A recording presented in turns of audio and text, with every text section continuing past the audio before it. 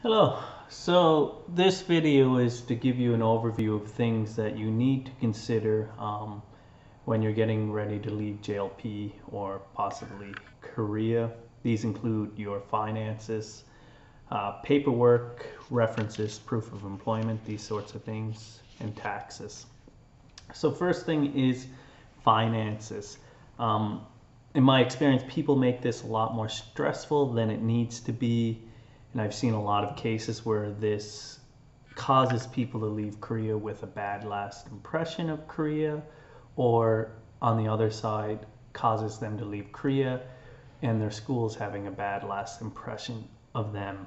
Okay, it is money, people get stressed about it, but in my experience, I've seen everyone get paid the money they were entitled to. Sometimes it takes longer than needed, but it always gets settled, and we always can help you with that. Okay, so, but with that being said, sometimes we need to communicate with our schools to ensure that things go smoothly as possible, and in order to do so, we need to know what we're entitled to and what we might not be in this case. So first up is your salary. Your salary in your final month is always prorated for the number of days you work that month. So if we look at August intake, for example, the contract ending August 20th of that year, they will be paid for 20 days of that month. So their salary will reflect that, being about 2/3 of their regular salary.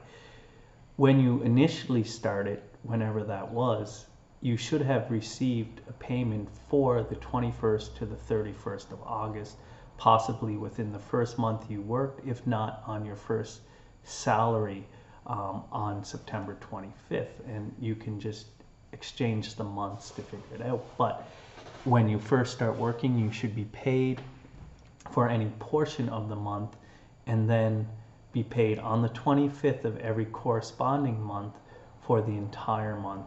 And then on your last month, be paid up until the day you work only. Okay, so a prorated amount on your last pay. This is what the schools should be doing. Okay, if there's any outstanding money for extra classes, OT, or things like this, this should be paid with your final salary. Also, next thing is the security deposit, also known as a damage deposit, but this isn't just for apartments. This is a security deposit for everything, and that's a $600,000. You would have paid $200,000 over the first 3 months of your contract.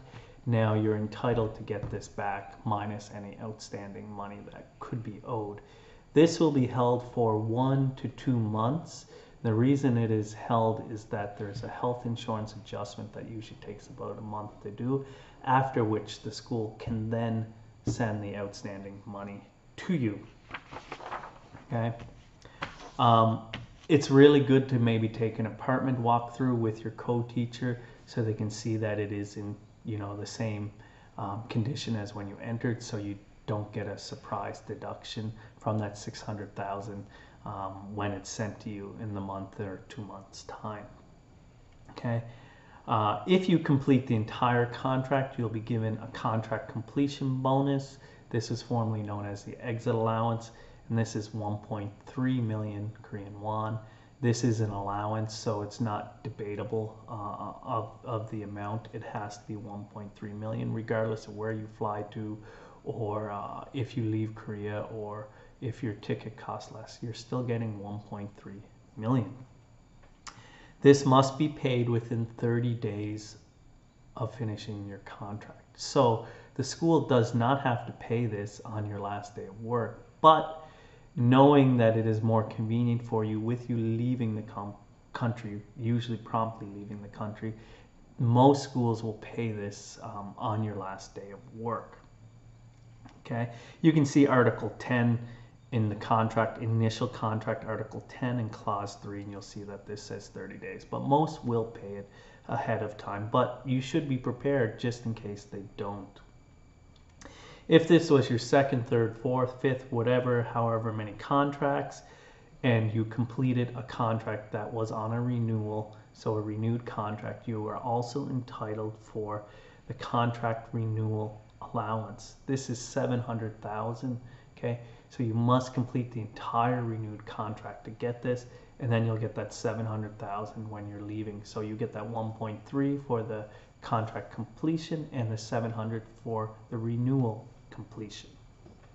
Okay, so this is in Article 11, Renewal Clause number 2. Next up is your severance. This can get a bit confusing because it has changed over the years, and there's a couple different systems, and then private schools can even opt out for their own system sometimes. But most are using the one system, which is called the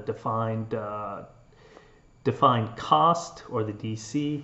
It is given only after the completion of your entire contract. And I think before there was a lot using the DB, or defined benefit, where it could be paid out every year, but they were instructed to now only pay it out at the end, although some schools might still be using the old form. I think that changed quite a while ago now.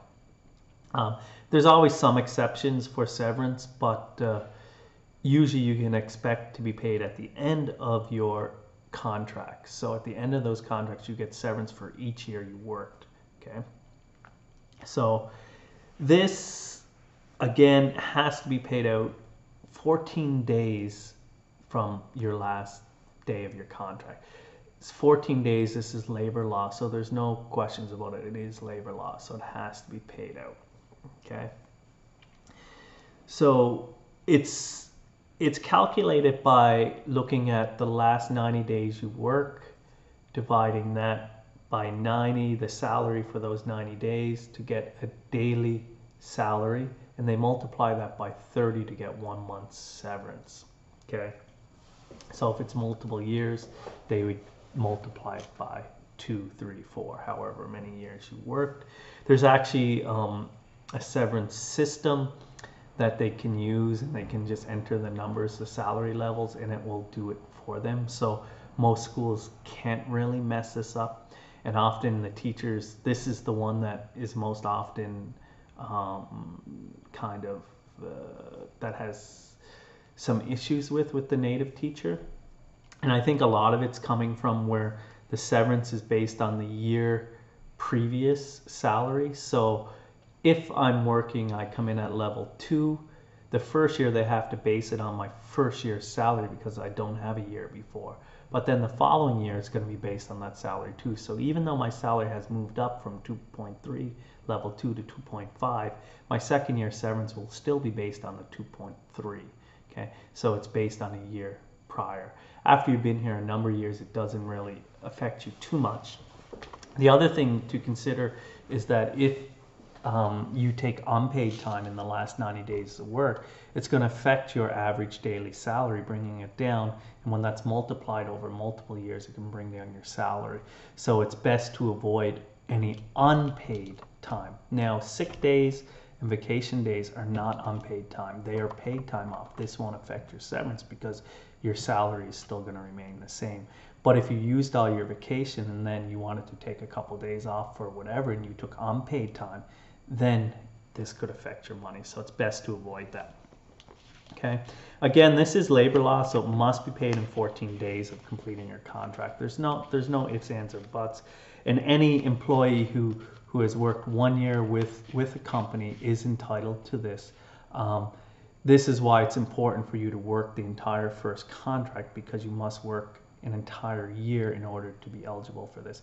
After your first year, if you break your contract midway, you're still entitled to that 1 year or 2, 3 years, however many you work, plus the amount of days of that last contract that you worked, because you're over the 1 year threshold. Okay.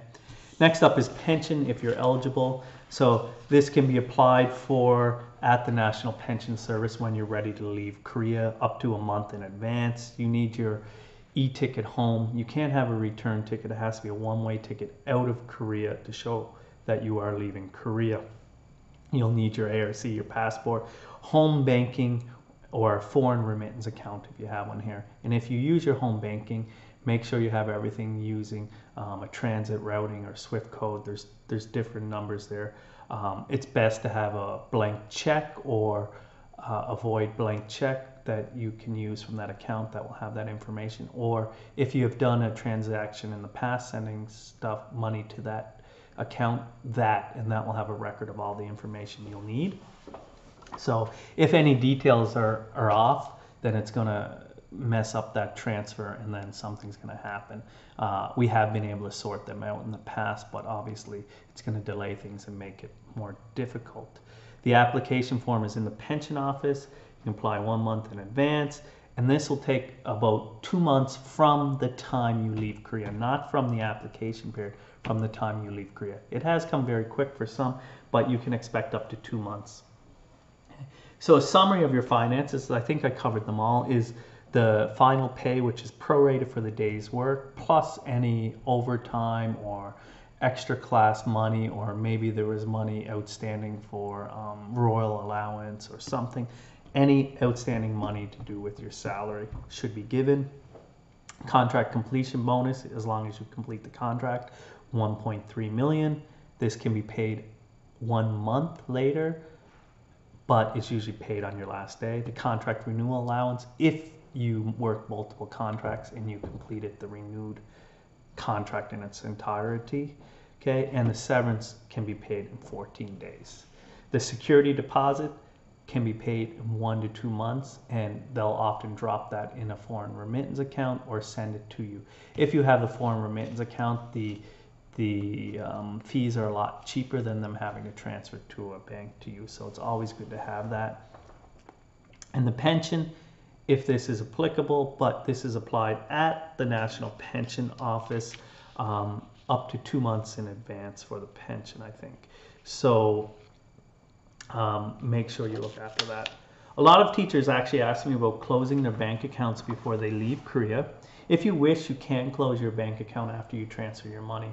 But I know if the account is empty and there's a period of inactivity over a certain amount of time, most banks will close it for you. So if you're at the bank, you can close it, but it needs to be you. No one else can do it for you. It has to be you.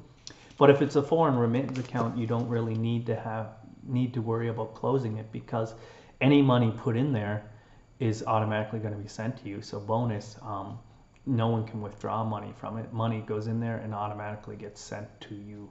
So you can leave that open, and that's a good one to have open just in case there's any money owed to you from the school. Okay.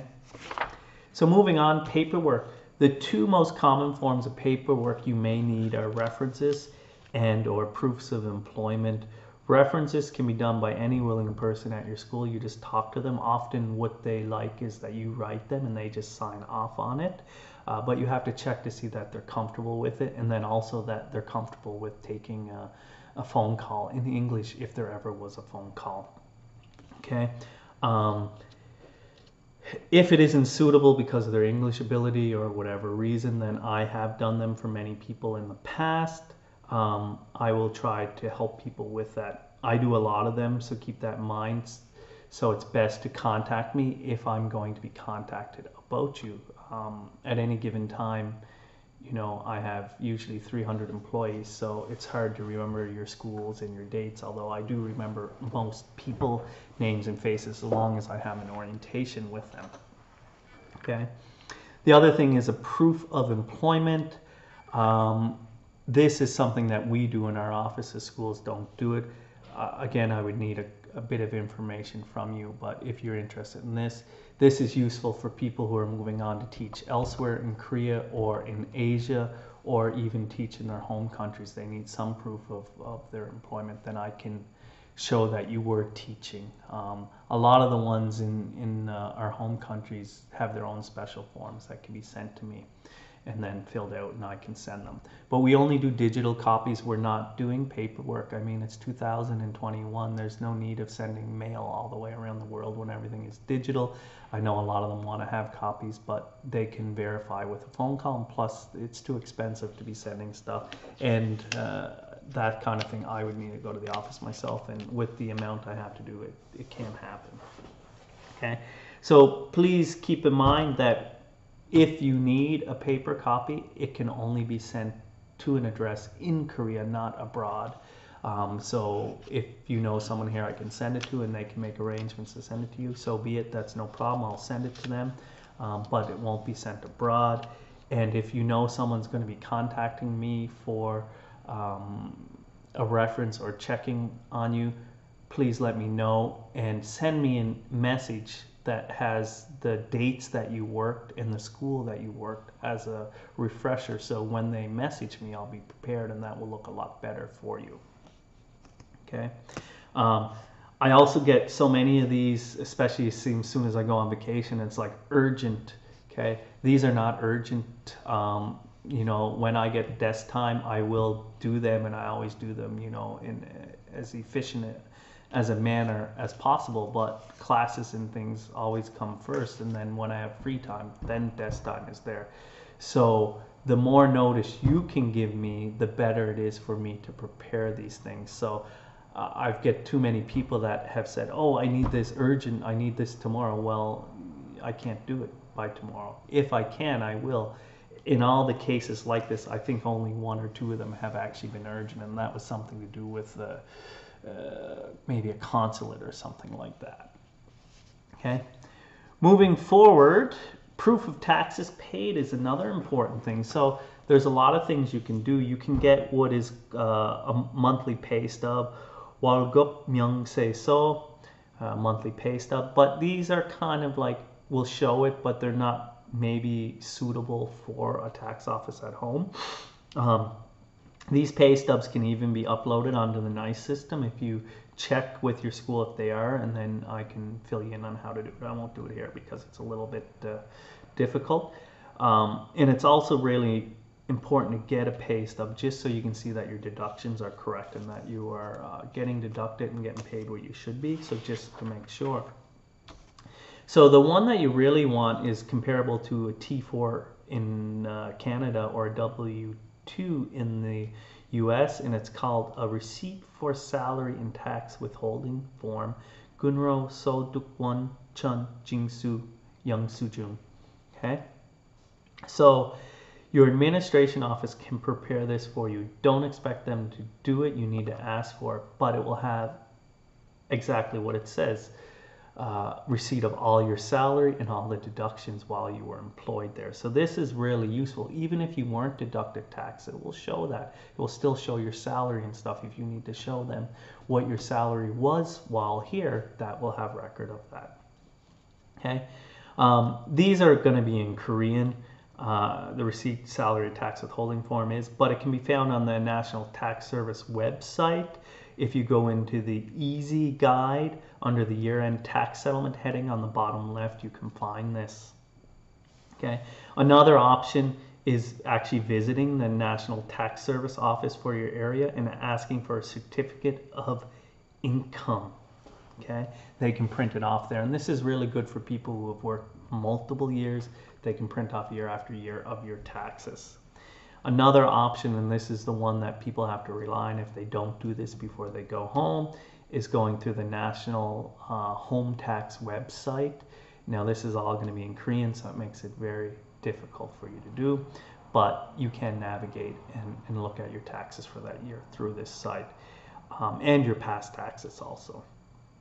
Keep in mind, it is your responsibility to look after obtaining record of taxes paid before you go home. So it's really important to ask your employer for this so you have it to look after your taxes when you're home. Okay, we'll do our best to help you here, but it's a lot more difficult for us to try to retrieve it from other schools than it is for you who is actually at that school. Okay, so that kind of gives you a quick overview of some things before you leave. It's a bit of a long one, but I think it's very important, and hopefully it helps. If you have any questions, comments, just let me know, and I'll try to cover them too. Bye-bye.